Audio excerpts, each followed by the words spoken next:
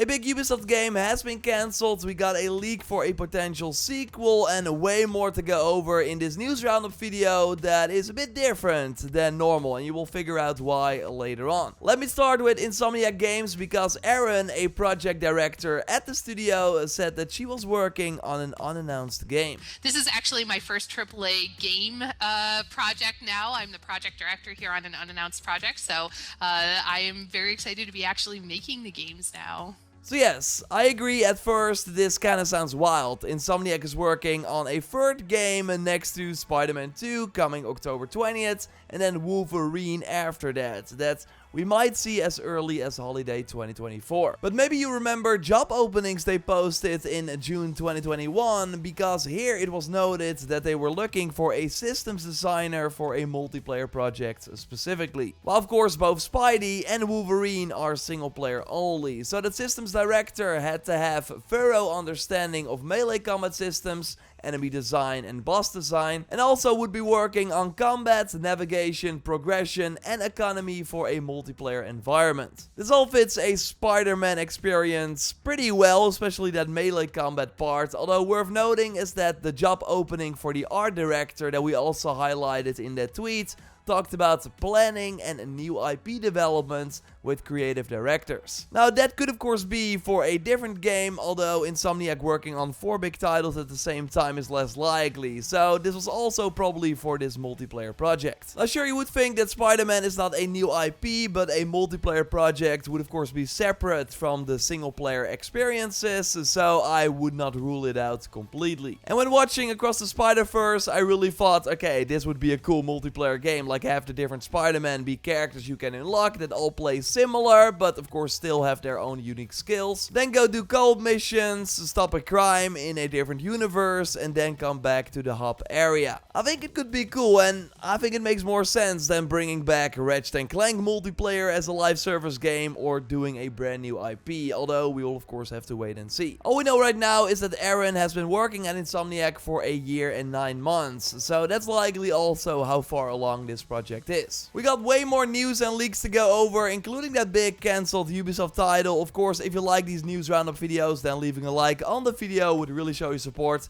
and subscribe because I post one of these videos every Sunday. And I gotta tell you something, because I recorded my parts in advance, because I'm actually on a short holiday trip to Barcelona. Tom, you have been editing these Sunday videos for many years now. Can you share what happened when I was gone? Yeah, Jordan, while you were probably enjoying some sangria in the Spanish sun, we've seen quite a lot of interesting developments. Let's start with a possible sequel to Back 4 Blood. It seems Turtle Rock Studios is looking for a senior combat designer to help create their next AAA title. It's not clear whether this means another Back 4 Blood is in development, but the job description is certainly pointing in that general direction. For example, a love for specifically FPS, co-op and multiplayer games is listed as a requirement, and they also add that ideally this person would be someone experienced with combat and weapons, class design, skills and boss encounters. And while this is still far from sure, it does kind of sound like they need people that could make Back 4 Blood type games. In addition to that, experience with both Unreal Engine 4 as Unreal Engine 5 is preferred as well. This could mean that Turtle Rock Studios is transitioning to the newer engine and that their next game will most likely run on the more current gen tech, as 2021's original Back 4 Blood was still built on the good old Unreal Engine 4. And while Turtle Rock Studios is actively hiring, it seems CD Projekt Red is downsizing. Last week the Polish studio announced plans to lay off about 100 people, which would be roughly 9% of their entire workforce. CD Projekt Red CEO Adam Kaczynski stated that the company was simply overstaffed. The layoffs will happen over the coming months while the studio strives for teams that are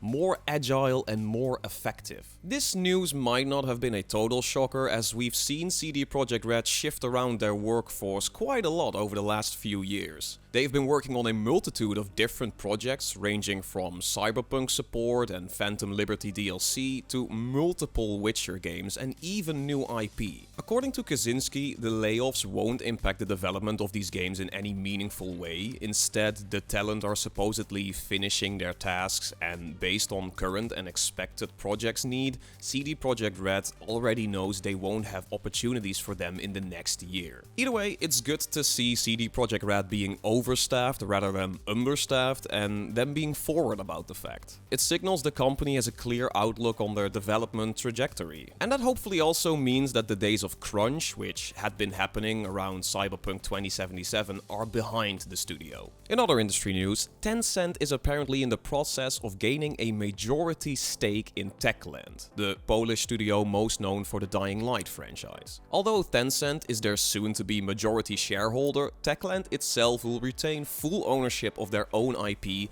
as well as creative freedom when developing. The studio's founder and current CEO, Paweł Marciuszka, and I hope I pronounced that correctly, will stay at the helm. And he's painting Tencent's majority shareholding as more of a partnership in which Techland can achieve its wildest dreams. Among those dreams is the vision to turn Dying Light into the ultimate zombie game experience for players worldwide, with mentions of a totally new level in both solo and online play. It's all still a bit vague, but it's quite clear that Techland is drawing up some sort of sequel to Dying Light 2. Next to maybe some sort of service-based spin-off. In addition to that, the partnership with Tencent is supposedly helping Techland's new fantasy open-world action RPG live up to its expectations. As you might recall, Techland is working on its first new IP in a decade as well. This still unnamed project is coming from a completely new team within Techland, which coincidentally consists of multiple CD Projekt Red veterans. Techland also already shared some artwork for this new IP back in 2022, and Marciuszka now states that the game is already shaping up to become something truly special. Again, this is all pretty vague, but at least Techland should be financially safe while they work on what's next. And just to close my little stand-in off, it seems Square Enix and Xbox are suddenly buddying back up together. During the annual Final Fantasy XIV fan event, it was announced the titular MMO is finally coming to Xbox Series consoles as well, next spring, complete with an open beta beforehand and a free trial when it launches. And while a port of a almost 13-year-old game may not be that big of a deal to most, it could mean quite a lot for Xbox. The current head of Xbox, Phil Spencer, personally swung by the event to announce the partnership, making sure to very clearly hint at more Square Enix games coming to Xbox. We look forward to building on the relationship that we've established in bringing Final Fantasy XIV to Xbox and partnering closely with you and the Square Enix team on future games. This is far from a definitive announcement, but partnerships like these show that Xbox and Square Enix are on better terms than the years prior. Square had been keeping more and more of its games away from Microsoft consoles as of late, while Xbox desperately tried to expand their offering of Japanese titles. Now that seems to have changed, as Square is promising to bring future games to Xbox whenever possible. This could also mean that games like Final Fantasy XVI might be announced for Xbox in the near future. As of now, the 16th Final Fantasy is still a PlayStation 5 exclusive, but that limited exclusivity will only last about 6 months. So the deal should run out around January of 2024, and that is coincidentally just before spring, when Final Fantasy XIV should be hitting Xbox consoles. I'll leave you to think about the possibilities of Xbox and Square Enix partnering up together more in the future. But for now, I'll throw the video back over to you, Jor. Thanks Tom, I really appreciate you taking over, and I want to end the video with some sad news that has a lot of interesting layers. The sequel to Immortals Fenyx Rising is namely cancelled. Multiple sources inside Ubisoft shared this with Video Games Chronicle. They note that a follow-up game was in early development at Ubisoft Quebec, but company leadership ultimately decided to cancel it earlier this month due to perceived challenges around establishing the IP. They also note that it did find a modest audience, but that a lot of it came via discounting, and also that in Europe it sold 30% of what Valhalla sold in a similar time period, which to be fair for a new IP is pretty good, because Valhalla is the most successful game in the franchise. And let's not forget that Ubisoft launched Watch Dogs Legion, Valhalla and Immortals 6 weeks apart, and Immortals also came out 1 week before Cyberpunk. So they really kind of sent it out to die. While it was a really cool game, and I always thought that a sequel had a ton of potential. Like French YouTuber Jonathan, who has been right many times, shared what he heard about the game. Like we already had this leaked image from last year where we saw that it had a Polynesian and Hawaiian setting. But on Twitter he also notes that it was Zelda Wind Waker-like with a boat to do island hopping. You could transform into a chicken to run faster and a whale to glide through the air. And enemies that we would encounter included a shark with legs, which would have looked like this. I think it's cool that it would have been something completely different first the first game, and I think this would have been a great Nintendo Switch 2 title. But yeah, we won't get it, and Ubisoft by the way responded to the cancellation, saying that as part of our global strategy, we are redirecting and reallocating some creative teams and resources within the Quebec studio to other unannounced projects. The expertise and technologies these teams developed will serve as an accelerator for the development of these key projects focused on our biggest brands. We have nothing further to share at this time. This reads to me that these Immortals developers are going to work on either something Tom Clancy or Far Cry inside Ubisoft Quebec, although they will mostly be working on Assassin's Creed projects. Even unannounced projects for that franchise, like Quebec is of course the lead team on Codename Red, so most of the studio is working on that. But I can also already see them plan out a massive post-launch, and the harsh reality is that making a Dawn of Ragnarok style DLC for Codename Red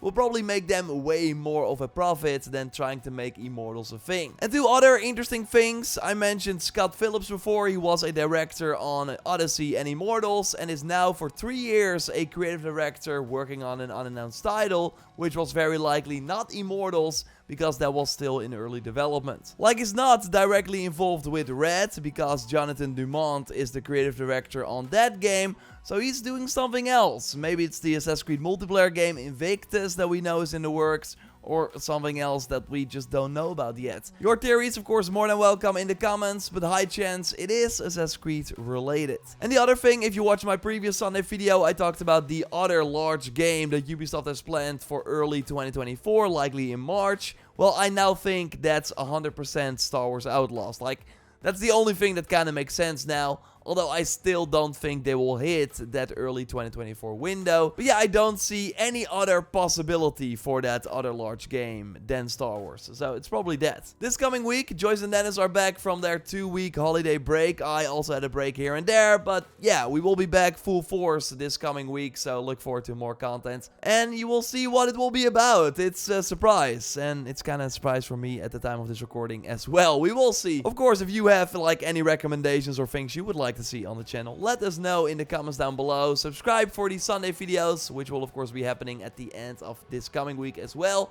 A like would really help me out. And don't check out my video on the big games that will still come this year. Like, there are a ton. I will tell you everything you need to know, maybe highlight a few that you did not know about. So watch it by clicking on the screen. I will speak to you soon. Goodbye.